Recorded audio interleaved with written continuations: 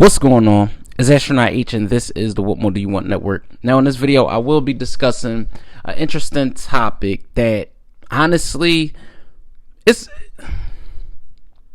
it comes at a really interesting time because we are, I guess, halfway or a little bit halfway into the NBA season, and this particular player has been playing lights out over the course of the last few games and has had a pretty good season. Honestly, has been playing to an all-star level, but it's not his level of play that I want to discuss, right? It's Zach Lavine.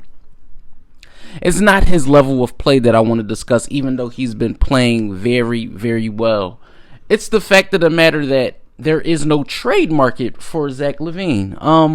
I don't know if that's a testament to the contract, or, do some teams think he's not a team player, or his chemistry, or whatever the case may be. But Zach Lavine has been playing very good basketball now since becoming a Chicago Bull via the trade, that brought him from Minnesota to Chicago for Jimmy Butler. Zach Lavine has been a multiple-time All-Star. He has been the face of the Chicago Bulls. Very professional, very just, when healthy, Zach Lavine can be said to be one of the better guards in not only the Eastern Conference, but in the NBA. But there's something there looming that were teams, that could be one piece away, could trade for a player like Zach Lavine who's averaging 24 points per game.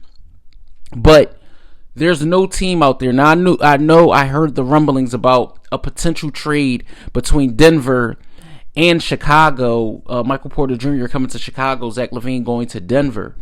But now we're at a course where the Bulls are, not a 500 basketball team. They are, not a bottom tier Eastern Conference team, but they're not a playoff team currently. Could they be one or two pieces away from actually making a run in the East? I'm not going to go that far, but they could be, maybe 6, maybe 7, 5 if they're lucky. Now, we know this team has dealt with a plethora of injuries and things like that, one being Lonzo Ball. But for the Chicago Bulls, I feel like if they don't actively or try to move Lavine, then what does that mean going forward for the team? Because Lavine's contract, is something that I feel like it pushes a lot of teams away. I don't know if it's his play. I don't think it's his play. We know what he's capable of when on the floor. I feel like that's not the problem. I feel like it pretty much boils down to what a team isn't going to, give Lavine as far as a contract. Has he been injury prone? No, but he's dealt with his ways of injuries. Whether it's the knee, whether it's the ankle, whatever the case may be, and Lavine missed time from it. But this season, he's been healthy. He's been helping the Chicago Bulls win games. It's funny because I know I see teams, I watch the NBA every night. And I say to myself, I say, man, if this team had this particular player, being Zach Lavine, they could be so much better. Like, I look at teams that need that punch, and Zach Lavine can add that. He can give you 25, 30, 35, 40 points if given the opportunity.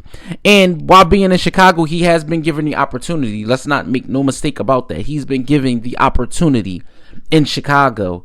When initially they put the team together surrounding around Zach Lavine to go with Vucevic, the acquisitions of guys like Lonzo, DeMar DeRozan, Alex Caruso, the team was poised to make a stinted run in the Eastern Conference. Unfortunately, that did not come to be.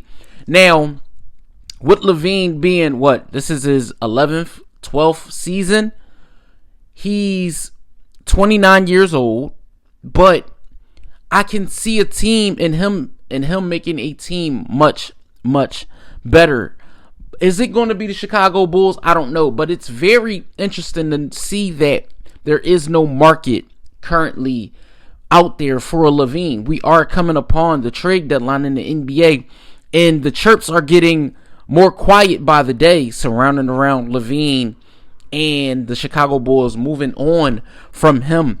But, you know, you look at what the team would be without him, and I think that's where the Bulls front office is at a crossroads, because you trade Lavine, you don't want to trade him for scraps. You want to be able to get something in return that will help your team be better.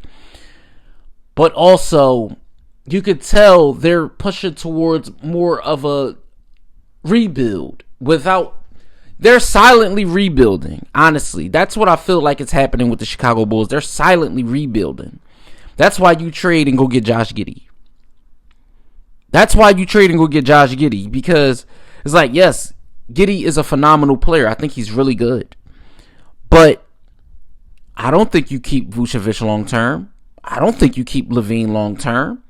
So I think, you know, trading Lavine would be the best course of action currently as far as a team standpoint. As far as the player, I love Zach Lavine. I'm a Chicago Bulls fan myself. But I don't know if, you know, keeping Lavine is the right course of action for the team currently. So let me know what you guys think in the comments down below.